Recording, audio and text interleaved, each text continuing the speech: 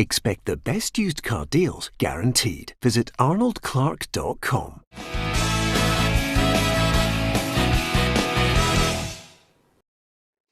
Welcome to Peter and Roughie's Football Show, sponsored by Arnold Clark. I'm Peter Martin, Alan Rough, Tam McManus and Charlie Adam here with me on this Friday as we look ahead to the weekend's Scottish Cup ties. You can give us your view on that. Don't forget to follow us on the Facebook. Thank you to the thousands of people who join us Monday to Friday on Facebook Live and also share the stream on YouTube. Thank you to our subscribers. If you want to subscribe and join the football family, you can do by hitting the red button now. We'd love to have you on board. Give us your thoughts on some of the burning issues. The one which is a big body blow, Charlie Adam, is Ryan Jack out for the rest of the season. Going to miss the Euros, which is I think a blow. And Steve Clarke himself, I think, gutted that he's not going to be available. Yeah, obviously all like Burnley looks like he might miss it as well with the injury, a broken foot. So that's going to be a blow, in the forward department. But for Ryan Jack, I think, he would have been, one of them to start the games. I thought he's done well for Scotland recently. His form for Rangers has been excellent, and in the last couple of years. So, yeah, it's a blow for Rangers as well, but also for the lad to be able to go and win his first title for Rangers and then cap it off. We go into the Euros, but unfortunately not. And he needs an operation, and wish him well. But it is a blow for Scotland as well. Yeah, Steve Clarke had this to say about the omission of Ryan Jack. He said it while he was opening a creaky door, I have to tell you. I'm hugely disappointed for Ryan, as he deserved to be part of our squad for Euro 2020. His performances for Scotland have been excellent, not least in the playoff final against Serbia, when I thought he was outstanding at the heart of our midfield. I know how disappointed he is to miss out in the run-in to a memorable season, both with Rangers and with the national team at a major tournament. And he goes on to say, but ultimately his long-term fitness is the most important objective for him now. We all wish Ryan a full and speedy recovery to enable him to get back to full fitness and playing at his best for Rangers and Scotland. I think we echo those sentiments. I mean, there's Rangers player could be out, Roughie, also as Charlie alluded to there, Ollie McBurney. And then, of course, the real blow as well on the back of all that would be Kieran Tierney. Yeah, for Tierney and Jack, fortunately enough, they're young enough to get to another final. It could be the World Cup finals. We keep hearing about quality players who have missed a big final and getting on in age, and they won't make another one. So I think they've just got to say to themselves, right, well, I'm missing this one. I'm going to make sure if we qualify again that I'm going to be at that one, because the both of them would have been big players, pool players or starting or whatever. But I think it's a disappointment that they'll just have to go over. Yeah, of course, Rangers against Celtic this weekend, yeah. Does that mean there's a space for the old 35-year-old maybe for a comeback? No? Yeah. Well, if you could just do a couple of stretches now, you never know. No, what I was saying is, for this now, what an opportunity for a Turnbull. Like we said before in the show, is it maybe like, Turnbull could have got an opportunity in the last couple of games to see, like, because Scotland will get injuries between now and in the summer. And, is it now an opportunity for somebody like that to come into the squad? It's, you never know what's going to happen for now at the end of the season, do you? Yeah, it's a good point. I mean, Tam, there's no doubt, Tam, everybody will be looking, going, there's a place for me. Yeah, definitely. I think it opens up places for other players, but Ryan Jack's a massive blow. I think he's been excellent for Scotland, and I don't think we've got another type of really defensive-minded, disciplined sitting midfield player. We've got lots of good midfield players.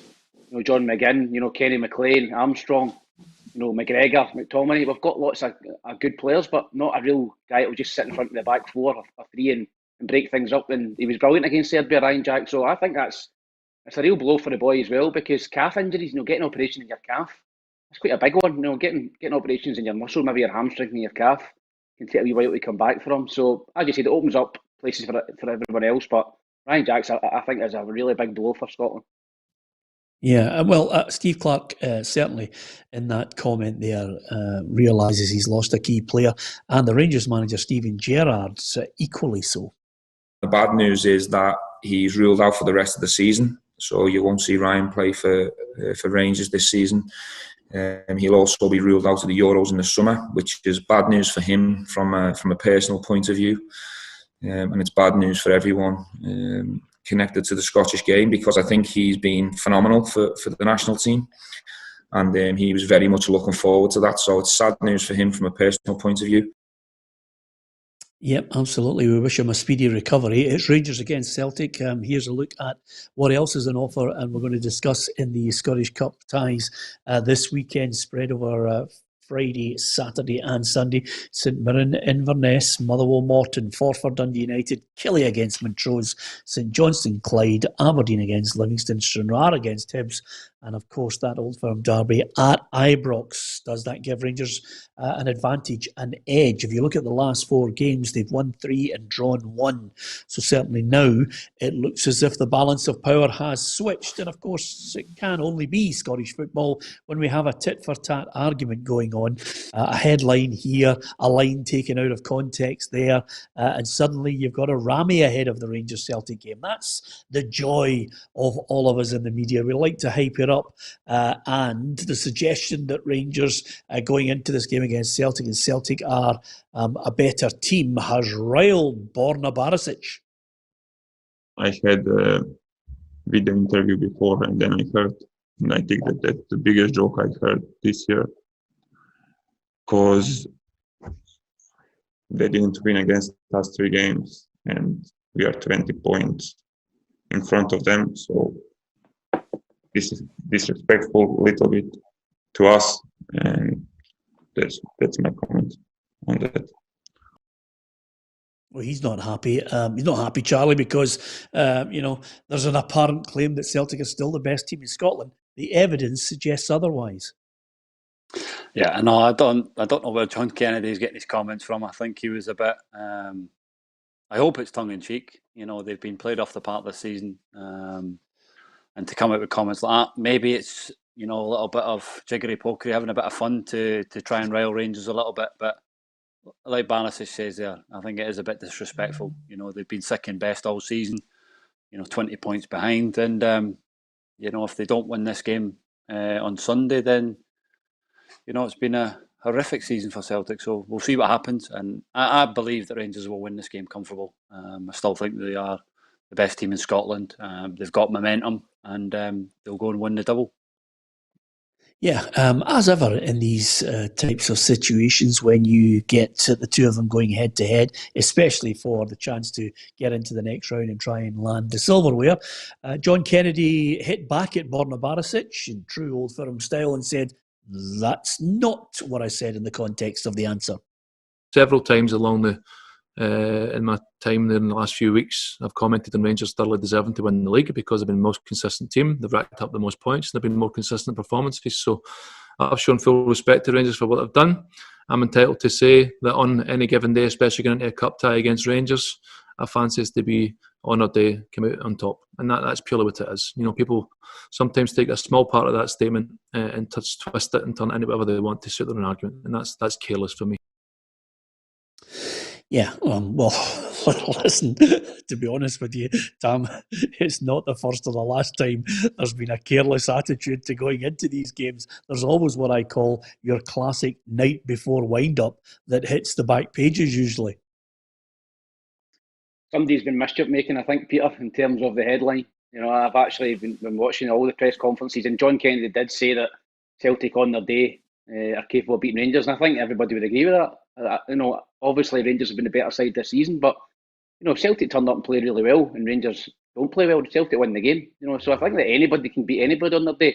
I don't think he's ever said that he thinks Celtic are a better side than Rangers, because the league table doesn't lie, 20 points ahead, and Rangers have not lost to Celtic this season, so there's no argument there. Rangers have been the better side this season, but going into the game on Sunday, Celtic turned up and played really well. I think they'll win the game, so it's all on the day. And as I say, we love it anyway from a media point of view. A wee bit of sparkle in there, and a wee bit of mischief, and hopefully we'll get a good game on Sunday. Well, the one great question that we used to ask Roughie, we'll probably put it to our two newer pundits, shall I say, Roughie, but over a 9-year period, we always used to love going into an Old Firm game, Roughie, saying to one or two of our former pundits, if Rangers play to their absolute best and Celtic play to their absolute best, who wins the game? Now, could we get an answer out of them, Roughie? We struggled with a few on this one. No, you're right. It's a good question.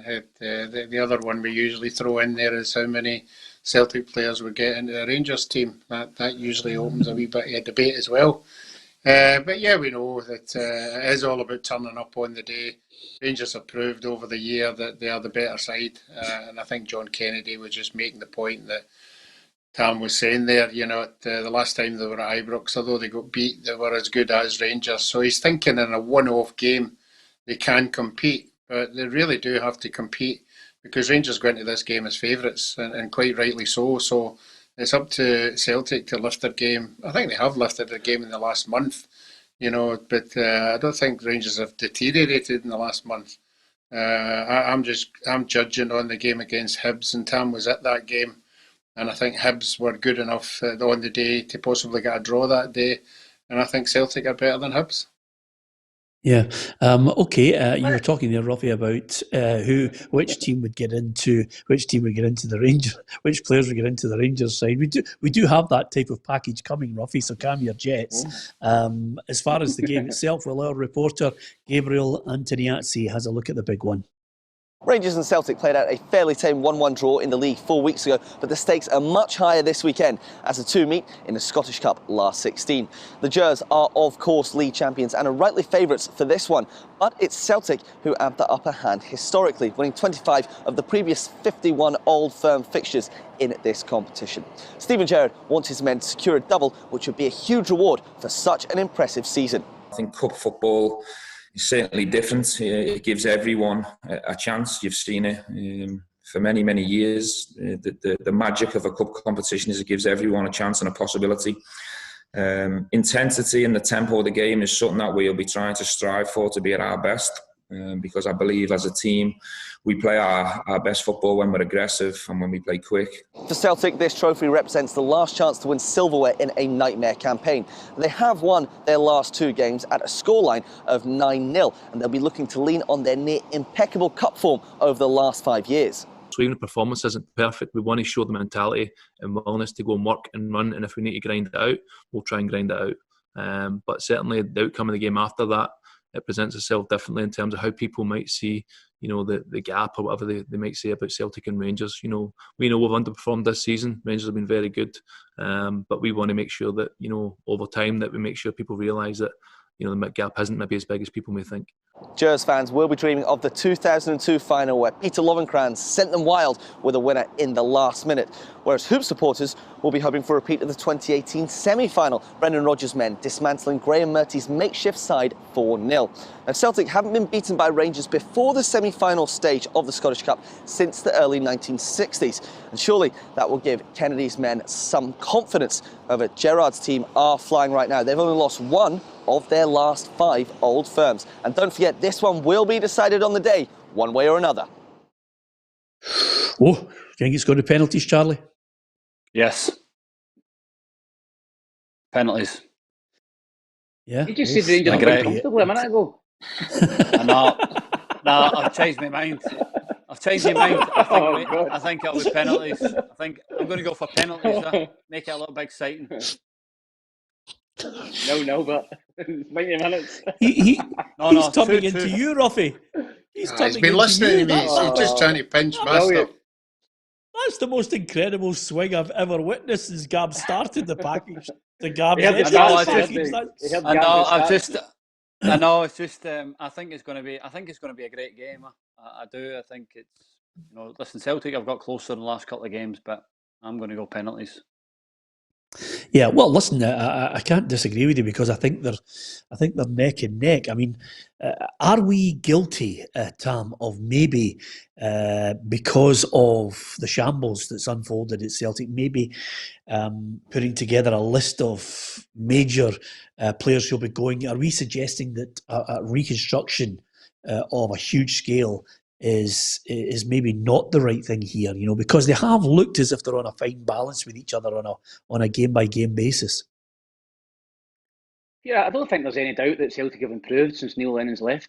I think John Kennedy's come in, he's got more out of certain players, and the results have picked up, performances have picked up. But I feel as if the pressure's off Celtic a little bit. They've lost the league, and they're playing with a degree of freedom at the minute, where there's there's no really any pressure on. The league's gone, but this is a different game. This is the biggest game for Celtic season. They've got to keep the season alive here by winning this game. And for the first time all season, I actually quite fancy Celtic tip Rangers every Old Firm game this season and been correct. But I feel as if Celtic have got a little bit more of a point to prove, a little bit more hunger about them at the minute. And I think that Celtic will go through, whether that's in penalties or in 90 minutes, I'm not sure. But I just think Celtic will edge it. Yeah, well, here's some previous Old Firm Cup games to whet your appetite. Rangers play Celtic on Sunday for their 52nd meeting in the Scottish Cup. Let's take a look back at some classic ties. In 1989, holders Celtic met the Gers at Hampden in front of 72,000 fans in one of 14 Old Firm finals. Joe Miller scored the only goal for Billy McNeil's men, capitalising on a defensive error from Graham Souness's side in a game that will live long in the memory. 2002 was the last time the two great rivals met in a final, and it was Rangers who were the victors. Regarded as one of the all-time great Old Firms, the game was tied at 2-2 after Rangers had twice come back from behind to level through Peter Lovenkrands and a Barry Ferguson free kick. Lovenkrands then scored a last-minute winner to send the fans wild. In 2011, the two sides were neck and neck, and it showed in this fifth round 2-2 draw at Ibrox. Jamie Ness and Stephen Whittaker netted for the hosts, with Chris Commons and Scott Brown replying for the visitors. The latter celebrated his strike in the face of El Hadji Diouf. Both sides ended with 10 men, while Celtic went on to win the replay 1-0 in the 7th derby of the campaign. By 2016, Rangers had been to the bottom and were back in the Championship when Mark Warburton led them to a shootout victory over 5-in-a-row league winners Celtic. The game was tied 1-1 in normal time before Barry Mackay's wonder strike gave the Gers the lead, only for Tom Rogic to bring the scores level. However, Rogic ballooned his spot kick, with the Gers victorious in an Old Firm for the first time in over 4 years. By 2018, the teams had met in 3 consecutive semi-finals, with Celtic winning the one in between. This year was a walk in the park for Brendan Rodgers' men, with Rogic, Callum McGregor, Olivier Cham and Moussa Dembele all scoring against Graham Murty's team. Andy Halliday's 40th minute substitution summed it up, a day to forget for Rangers. Yeah, it's a tough one. I just wonder what the tactic is going to be. Are the two of them going to adopt what I would call the classic Roughie Bayern Munich, Paris Saint-Germain, where they go at it hammer and tongs? Or there was one little line there that John Kennedy said, if we've got to grind it out, we'll grind it out. That was an interesting line from him. Yeah, I can see where he's coming from, because as we know, Rangers on form are possibly the better side. But as Gabriel just read out the record there, most of these games were either draws or somebody winning by 1 goal. Nobody was head and shoulders apart from the other, and I think it'll be the same this weekend. I just think the Celtic big players need to turn up. I mean, Christie, McGregor, Turnbull, they're the match winners for me. They're the ones that are a wee bit special. Obviously, the big man up front will have something to say about it as well. But I'm basically only going on the evidence of that Rangers-Hibs games last week, where Hibs had plenty of chances to take something out of that game. Whether Rangers just dropped off it a wee bit that day, that's what Celtic will be hoping. And if that is the case, I think Celtic might just edge it. Oh, so you're going for Celtic to edge it. Give me a scoreline. Yeah, I'm going to go extra time. I'm going to go Celtic 2-1. Celtic 2-1. Penalties for Charlie, and I presume. No, I'm Charlie... changing my mind. I think Rangers will win easy now.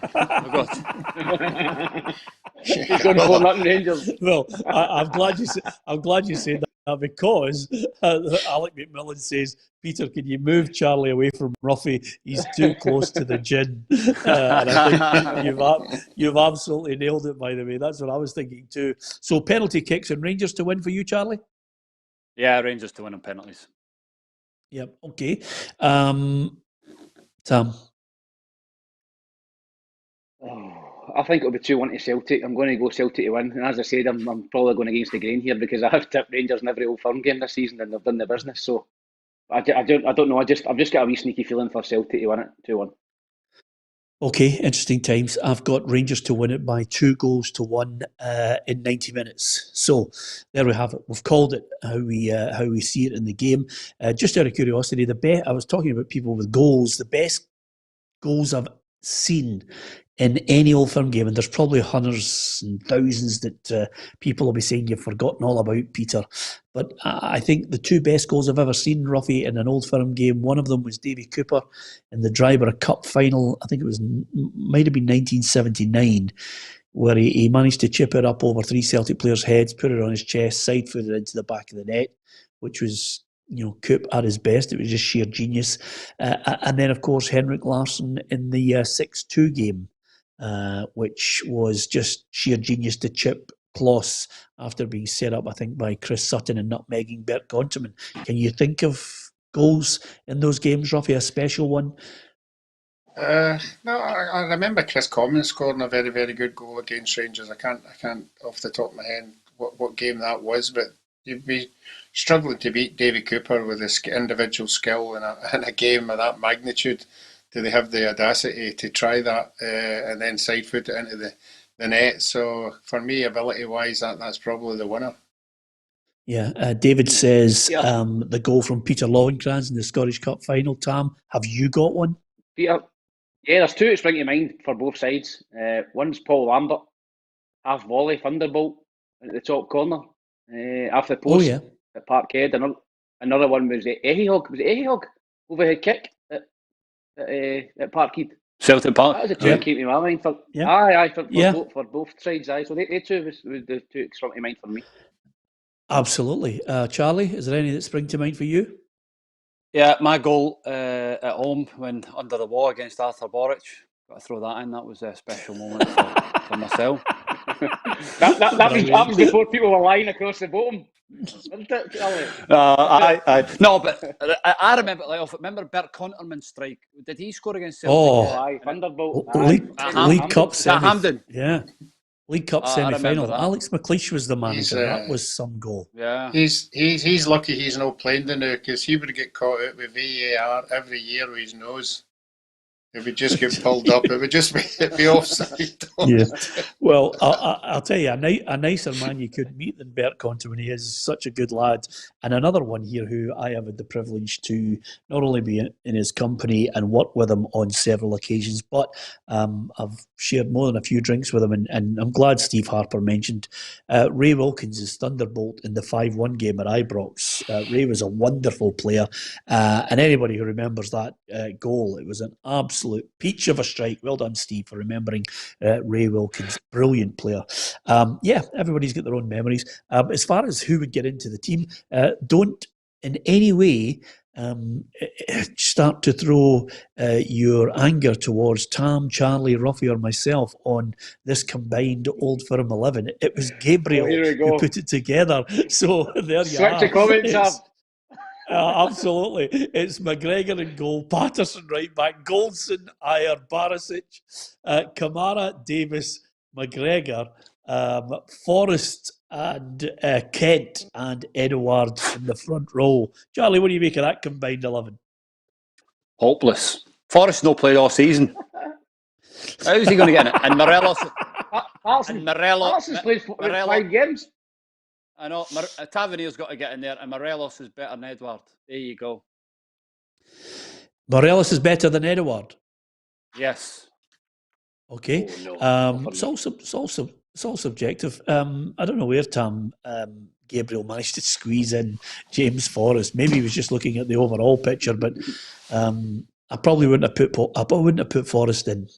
But it's amazing. In the last couple of years, Tam, that whole combined 11 that we always like to look at has changed drastically, from Rangers players not looking as if they were going to get in it to that.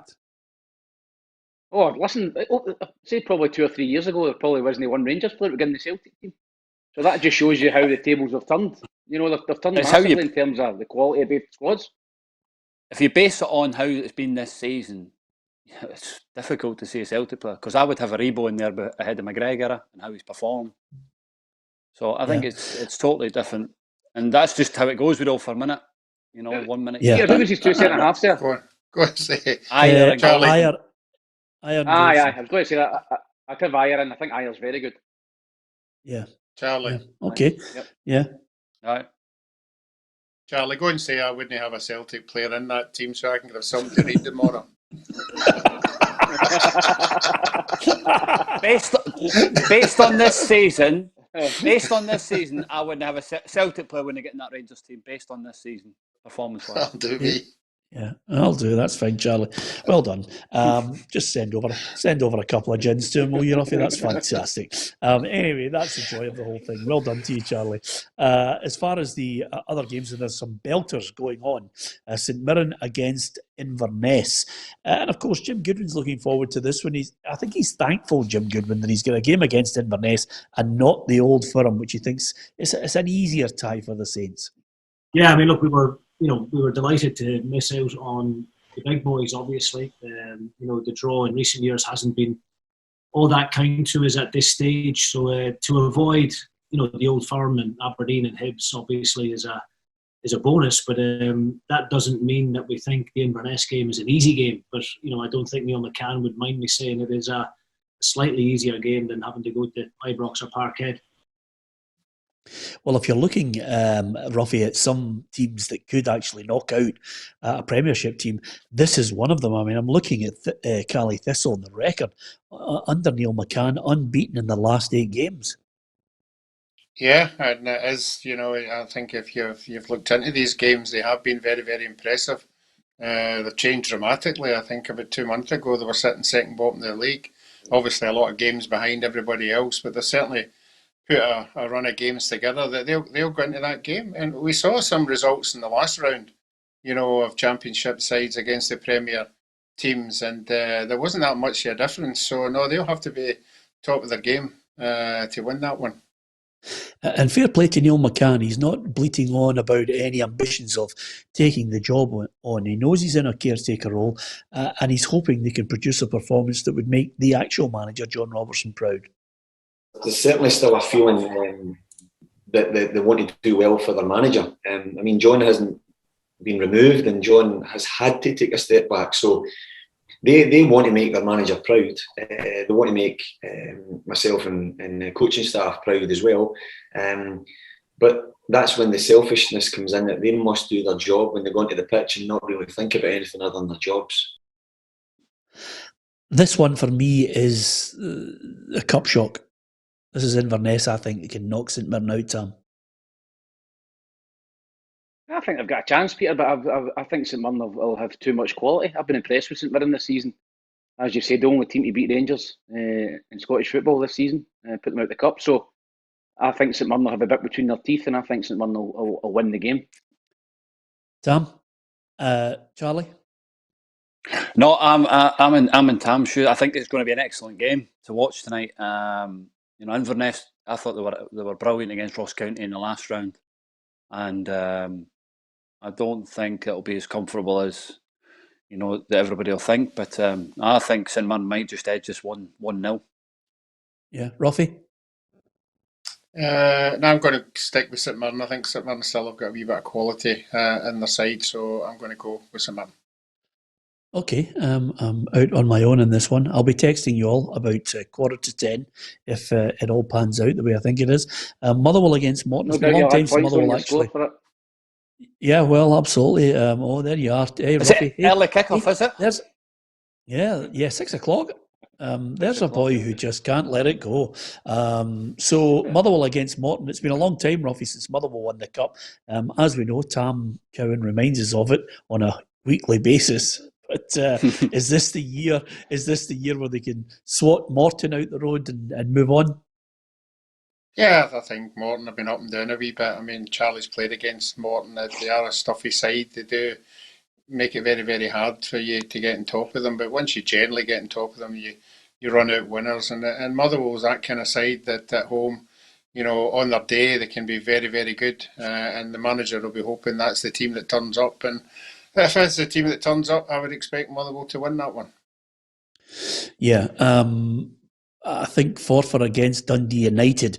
I was looking at, sometimes the BBC go back through their archive, Charlie, and they were showing an old game between Forfar and Dundee United. I think it was a cup tie just before Dundee United were going to play Barcelona. But when I looked at the Dundee United side, I thought to myself, wow, it just shows you Some how players, great. Oh, I mean, Sturrock's there, Negerty, Harry, Ian Ferguson. He's there. I think I said Negerty, Harry. Harry. Negerty. Harry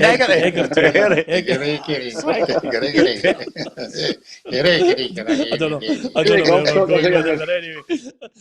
Harry Negerty and McAlpine. Yeah, let's go for Sturrock, Neri and Hegarty. But and Ian Ferguson, who's a local boy from Lanarkshire, Charlie, had a good career and 2 or 3 clubs he was at. He's got a great record, Ian Ferguson.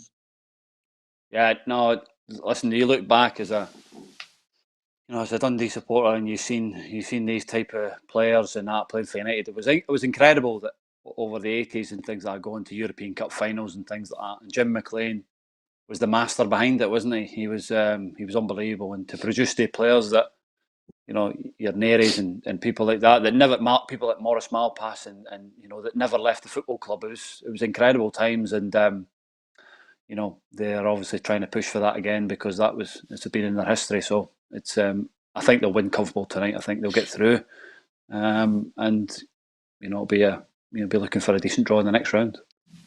Yeah, absolutely. Alan McLean's just wondering if I'd been on the gin. Yeah, I think it's not a drink that I know you like gin, Roughie. It's not a drink that I don't think I can stomach. I don't like gin on a night out, can't Roughie. I'm not the thing you drink. If you tell everybody what you drink, that'll be an eye opener. What is it? Well, what happened was, lads, I went to I went to by the way, the first tackle in the fives is from behind. I used to get nights out with us, you're like 17 and 18 heading to nightclubs and I liked a wee Southern Comfort lemonade, and you could see me propping up the end of the bar with Frank McAvenny in Toledo Junction and Paisley with a wee Southern Comfort lemonade and a Schlitz as a wee chaser, Tam. That's not too bad, is it? Did he know a couple, didn't he, that one? Well, as you can see, that's why he's one of my pals, we played. I played just off him. Getting the scrap. Just getting the scrap. Hey, let's knock it. Let's not knock it. Just hang about the lights come up. Absolutely. Then you go, exactly. Listen, wow. Let's not knock it. Macca's level was up here, let me tell you, by the way. So the standard was absolutely tip top. Great days. Anyway, Aberdeen against Livingston. Now, here's a situation where suddenly Stephen Glass is paraded before everybody, Tam, and he reckons he's confident he can bring the good times back to Pittodrie. Do you share that confidence because you're his mate? Yeah, I do, Peter. I think it's a great appointment, and bringing Scott Brown and Alan Russell in. I think it's very exciting times for every Aberdeen supporter. It'll be very intriguing to see how they get on. This is the start of it. Obviously, this weekend's his first game in charge. Stephen, he'll be wanting to get off to a flyer. He's on the training ground now. He's working with the players, so he can put his stamp on what he wants to do. So, interesting to see the game against Livingston. Tough game, but I don't think Livingston are in the same form as they were in 2 or 3 months ago. Took a heavy down at Parkhead at the weekend. So, I really fancy Aberdeen in this game, and I think Aberdeen will win 2-0. Yeah, it's just one of those games, Charlie, where, all David Martindale has to say is, look, we've had a fantastic season.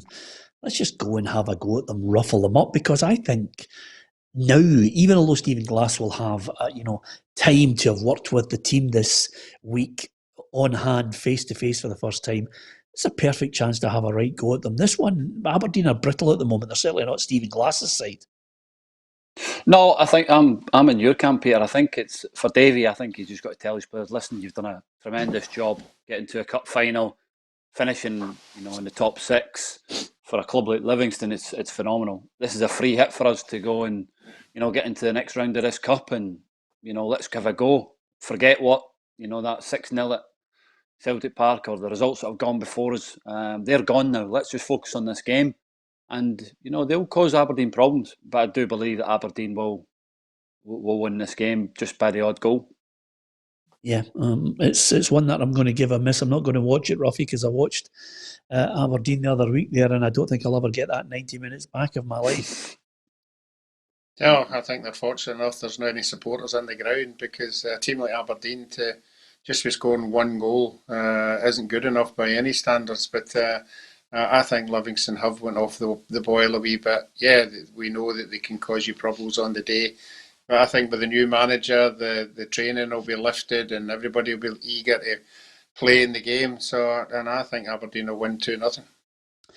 Well, I'll tell you another thing, Roughie. It can't be right that Montrose are going to play Kilmarnock just 39 hours after being involved in a game against you. That's really unfair, isn't it? No, I was going to say, as we always say on this show, gamble responsibly. And there's a treble out there tomorrow. I know it won't be big odds, but I would be on St Johnstone, Kilmarnock and Dundee United, because the three teams have played 3 games in 6 days, and even their part-time clubs, they won't be able to survive another game tomorrow. So that's your treble for the weekend. Well, that could be a nice wee pick-me-up, Tam. And I know you like a little flutter, Tam, from your pocket money and your baptism money from all those years ago, which you still have. Would you go with that 3? Well, Roughie's tips are horrific, so I'm not going to go with him now because I'll end up homeless next week. Anyway, I think, Kelly, I've got more than enough to see off Montrose. St Johnstone against Clyde, that's the third part of the treble, Charlie. And listen, he's reached the League Cup final. They've got into the top 6. And, you know, if everybody's getting excited about Stephen Glass, what he's going to do at Aberdeen, I think what Callum Davison has done at St Johnstone is fantastic when you bear in mind the huge imprint that Tommy Wright left behind at McDermott Park. Yeah, I think it was a major blow for him leaving. But Callum, obviously, they never started the season too well with a couple of results, but he got them playing and found the formation a way of playing, and they've been excellent this year, and you know they'll beat home advantage. You'd expect them to beat Clyde, and I think the worry for St Johnstone will be, can they keep hold of him at the end of the season? You know, I look at that Preston job. You know, he played there for a few years. He's done a good job at St Johnstone. I think he could be in the run for that Preston job come the end of the season. Wow, that would be some elevation for him when you consider where he started from. But he's a good lad. He was a good player. Callum Davison certainly liked watching him. Stranraer against Hibs. This could be the big shock, Tam. Are you going down to Stranraer, or are they saving money and keeping you in the studio in Edinburgh? Oh, thankfully they're keeping me in the studio. I don't need to go to Stranraer. That's a result. I'll get back up the road for the Celtic and Rangers game. No, listen, I think it'll be Stranraer had a great result during the week. I think they won 4-0, 5-0. So they'll give me their tails up. So, the guys, I say it's a free hit for Stranraer. I actually played in the last Scottish Cup tie between the two teams 19 years ago down at Stair Park. And we drew 0-0, and the pitch was like, oh my word, it was like something for the song. It was knee-deep in mud. And we beat them comfortably at home 4-0. So it'll be a difficult game down there, but I think if Hibs approach it with the correct attitude, they've got far too much quality and should win the game comfortably. Yeah, I think a lot of people are looking at Hibs this time, Roughie, to see if they can actually match the hype and get all the way to the cup final on the basis that one half of the Old Firm's going out.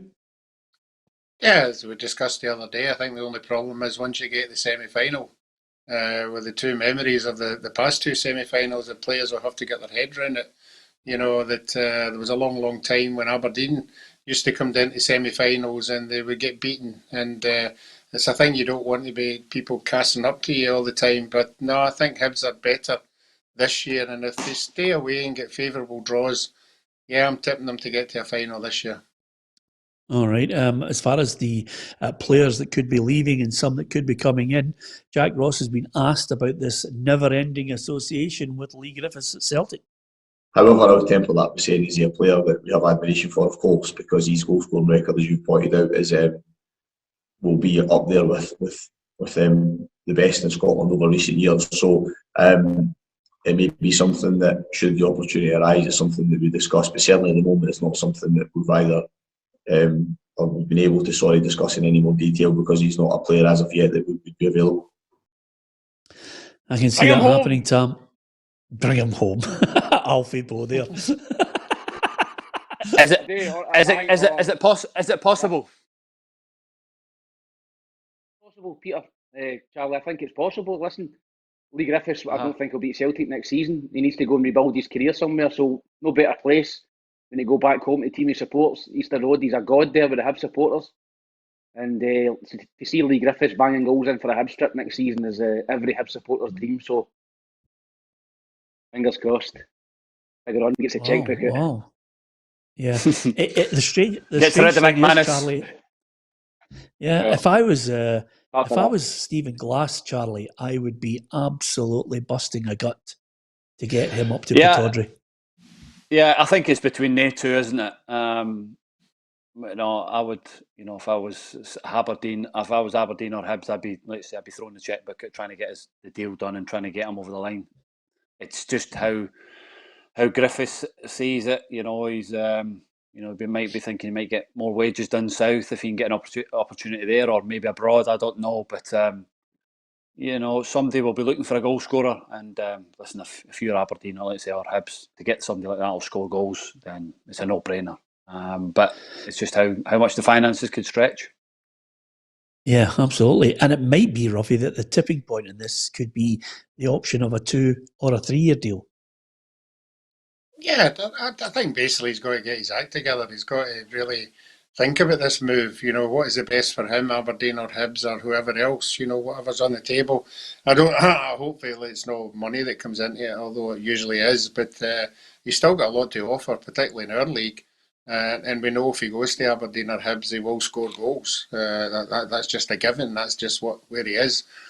I would like to see him getting back to where he was and then forcing himself back into that Scotland team, because I think he's got something to offer when he's 100%, and I think he'd be a good guy to have about in the national side. Well, I never thought I'd hear it on the show at 20-5, Tam, but Roughie coming out with the classic line that he's never said on this programme in 9 years: I hope money's not the driving force in this issue. Oh my God. Wow. That's been the driving force behind Alan Rough for 40 years. Honestly, he's never uttered those words in his life, and then suddenly he suggests it's something that should be in Leigh Griffiths' mind. The heavens have opened up, believe me. Charlie, playoffs could be 2,000 fans in both legs before the end of the season. That would be good. I think we need to get somewhere along the line the doors open, albeit with safety in mind, but we need to start somewhere. No, we do, Peter. This is the first thing I've heard of it. I was hearing about 500 the other day, but if you talk about 2,000, then that'd be brilliant. Like I said before in the show, that I was up at Inverness when it was 300, and it made a difference to the game. Just a bit of atmosphere, a little bit of banter between the players and the fans. It was good to hear it again. So hopefully that 2,000 would be brilliant for the playoff games. Yeah. Would you rethink, Tam, the venue for the Scottish Cup final? I know there's a little bit of talk about it because Celtic and Rangers, one of them won't be there. Would you look to try and shift it? Because UEFA are obviously going to have control over Hampden Park. Hampden? Yeah, possibly, Peter. Yep. It all depends who gets through. If it could be Hibs and Celtic or Hibs and Rangers in the final, or Aberdeen and Celtic, whoever. It just depends where it is. So you can't really put in any firm plans at the minute. But if Hampden's out of order for a final, then maybe look to play it somewhere else and get a wee bit of a crowd in. Tynecastle or Easter Road would be great, I think, in terms of atmosphere. So, I think it's something they've got to look at. Yeah, absolutely. We're getting ever closer to what I would call that period where footballers have to think about what they're going to be doing next season. It's going to be a difficult time and a difficult period. Clubs will be hoping they can get a huge amount of fans in, or a significant amount of fans in, especially with the season tickets all up for grabs. Players will be looking for pastures new. One of them, Roughie, that caught my eye was Harry Cochrane, 19 years of age, decided that the time is right now to go and look elsewhere other than Hearts. He was elevated to a position way, way above where he should have been, and the hype. Maybe, in my mind, when I look at his backstory, sometimes there are so many things that can cloud a young man's mind, agents and all sorts of promises and offers coming in, and then suddenly you lose your way. Yeah, I think it was the Rangers game he was thrown in at Tynecastle, and he was a standout, and everybody was raving about him. And then he's Celtic, got to live up to that. Sorry?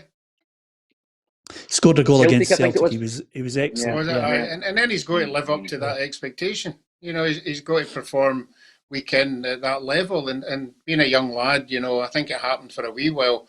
And then obviously they decided to take him out of the equation, and he never got a chance to get back in again. He went out and loan. Was it St Johnstone he went to?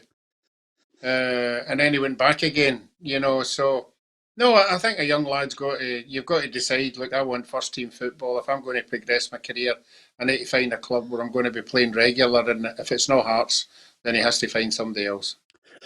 Well, he's got a long way to go in front of him. Let's hope he gets his career back on track and we start talking about him in a positive sense on a regular basis again. Needs to get games regularly at whatever level he decides over the summer. Another couple of issues I want to get to before I want to talk about the results from the Europa League last night as well. But just off the back of that as well, Charlie, Marvin Bartley, who's been doing a super job in Scotland trying to fight the fight for black players, whether it's taking the knee, show racism, the red card. He's been very vocal on where he feels black players have been let down in this whole issue of abuse, whether it be on social media or indeed the incident in the Slavia Prague game. He reckons that not only black players, but a lot of players will be looking and saying, we're going to walk off the pitch if this continues. If there's abuse, they're going to take a stronger stance to try and force the issue.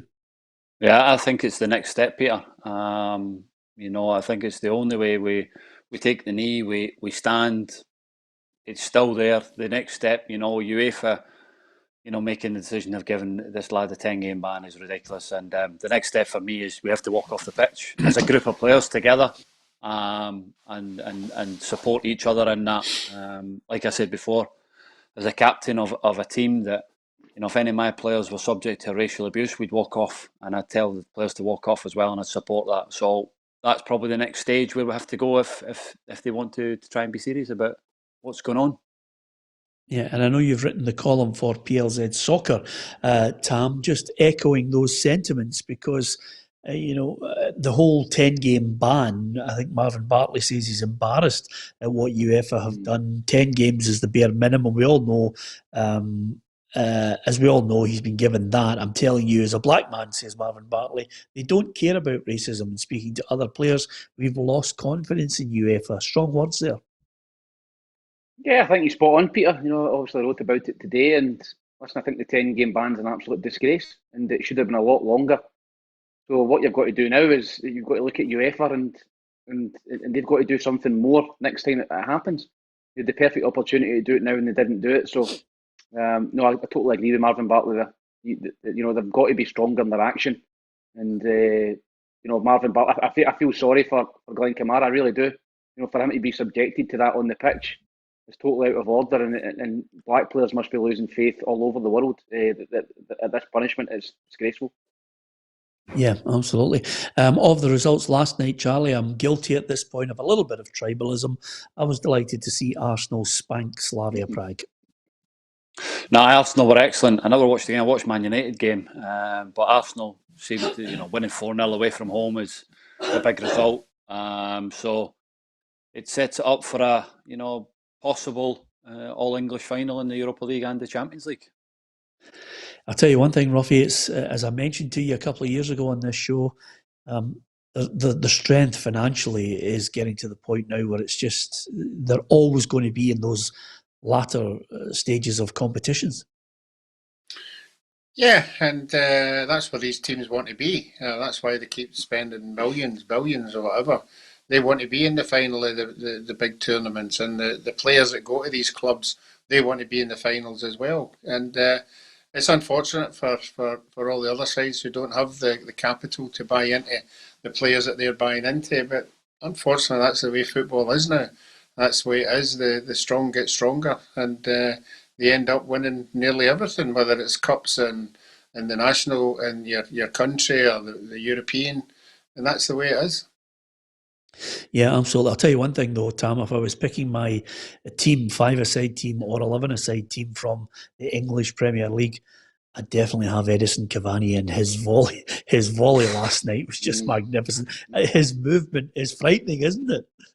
Yeah, some player has been a great player for many years. You know, and scored a barrel for PSG, and people were questioning, you know, can he come to English football, you know, and do it? Then he's definitely came and done it. Yeah, absolutely. And the good news is as well that Roughie's wife likes Edison Cavani too, which is why she's shouting in the background there. How long have we been doing this for? In the house absolutely. a year. And the ability to walk by the door screaming at somebody on the phone just amuses me. It just absolutely. To be fair, Roughie, I cannot. Hold on, here she comes again. The door with a drill. Why didn't she drill something while she was going past, or throw a bit of furniture? It's only Roughie. There's a drilling in that house. Yeah, absolutely. Oh, come on. DIY. How are you? DIY, You're turning into Kenneth Williams. I'm trying to keep it clean. Anyway, apart from anything else, you know, Roughie, I'm not a fan of Karl-Heinz Rummenigge, and lo and behold, UEFA are holding a meeting today. We're waiting on word on it. 225 matches. It's going to be an increased amount in the Champions League. And these will be in place for 2024. And the only reason they're doing it is to give extra group games and put a safety net to ensure the most successful clubs don't miss out via their domestic leagues. So they're giving them every chance.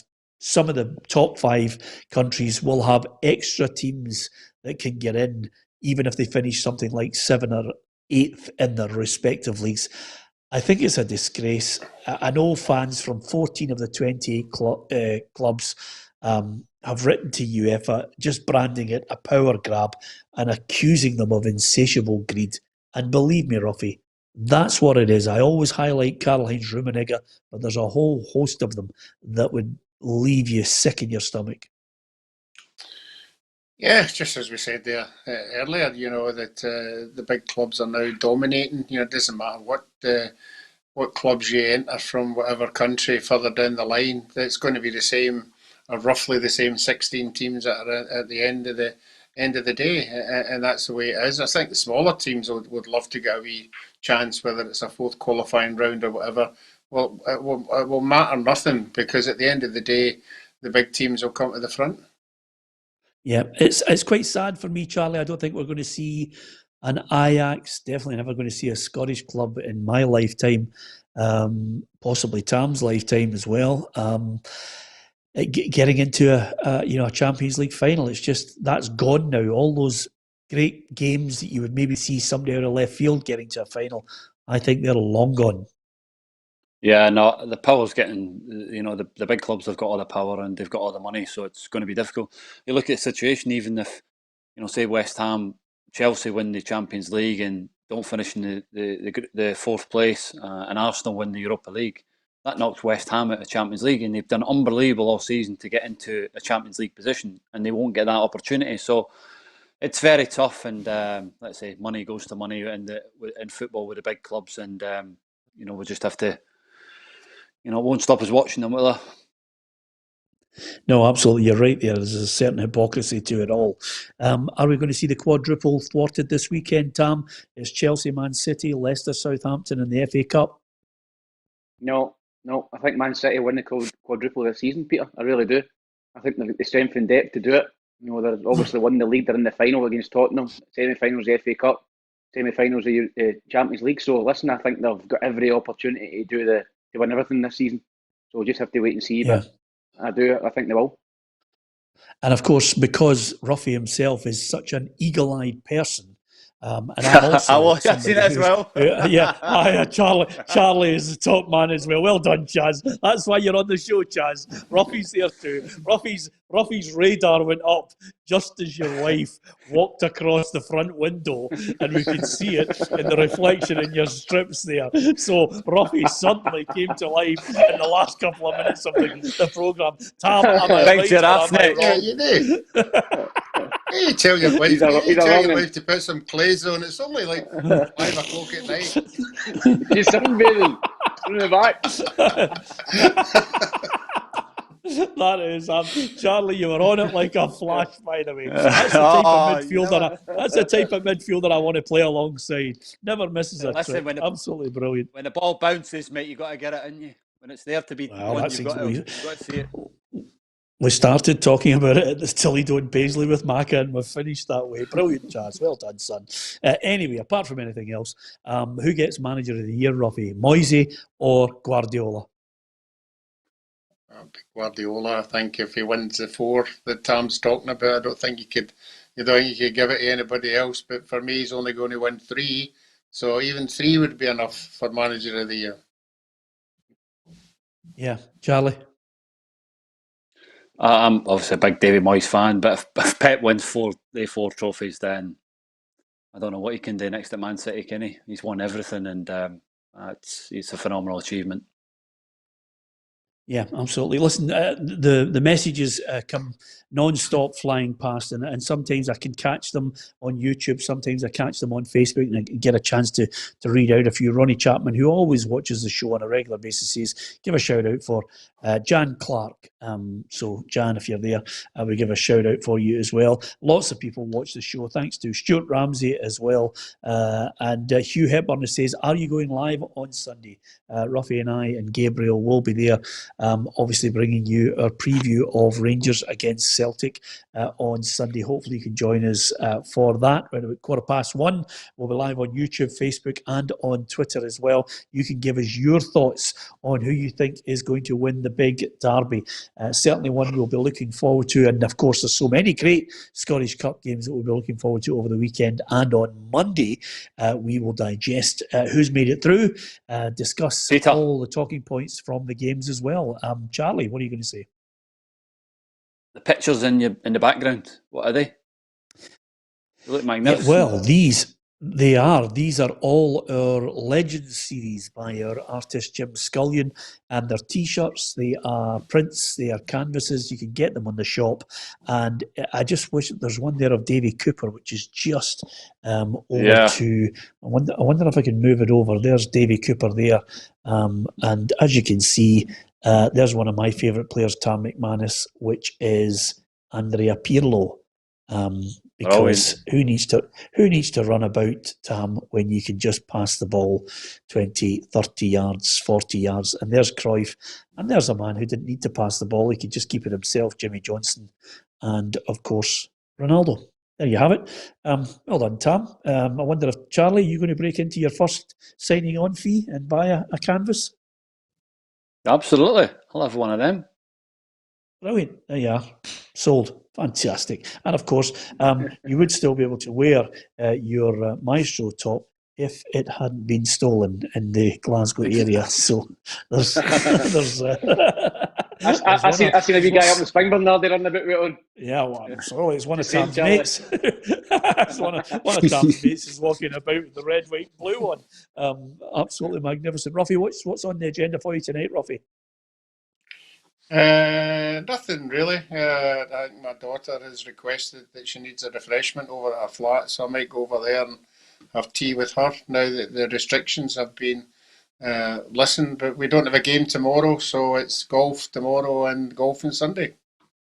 Oh, that's magnificent, Tam. If he's golfing, surely you're golfing. Yeah, I'm golfing tomorrow with my pals. As you said, the restrictions have been lifted, so we can go and play anywhere. So we're playing at Mucka tomorrow, out at Alloa. We're playing out there at about 10:30. And then Sunday, I'm coming with the mighty Hibs. Yeah, magic. And Charlie, you don't play till the Tuesday, so will you be allowed a wee session out in the back garden, just a glass of water with your pal, having a wee chat? No, quiet night. Golf tomorrow morning, 9:30. So day off tomorrow. Magnificent. So I'm going to play golf. Brilliant.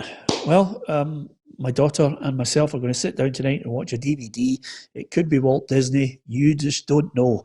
She's got the choice, which means it could be the longest 2 hours of my life tonight. But who knows? Enjoy your football Friday, Saturday and Sunday. Join us if you can, 1:15 the Old Firm live preview, Rangers against Celtic, and after the match we'll bring you a reaction from the managers and the key players involved in the game as well, and you can give us your point of view on it. So Charlie, Roughie and myself will be heading back in to get our dinner. Tam just scratching his arm, getting ready, because that's the suntan lotion. The woman who walked past him in the background is already out on the deck, and Tam's just about to join her. Fantastic. Anyway, as Tam put so succinctly, you know the drill. Thanks for joining us. We'll see you on Monday.